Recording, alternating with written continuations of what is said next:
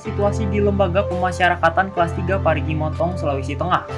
Dari sejumlah video yang beredar, terlihat narapidana dan tahanan telah menguasai hampir seluruh ruangan di Lapas Parigi.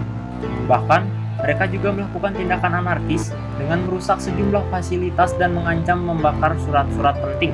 Selain itu, aksi tersebut juga ditunjukkan dengan melempari batu dan beberapa botol kaca ke petugas lapas. Hingga saat ini, belum ada informasi terkait apa penyebab dari kejadian tersebut. Namun, pihak Kementerian Hukum dan Hak Asasi Manusia telah meminta bantuan aparat kepolisian untuk mengendalikan kericuhan di lapas tersebut. Dari Palu, Sulawesi Tengah, Rangga Husabar, Kantor Berita Antara, melaporkan.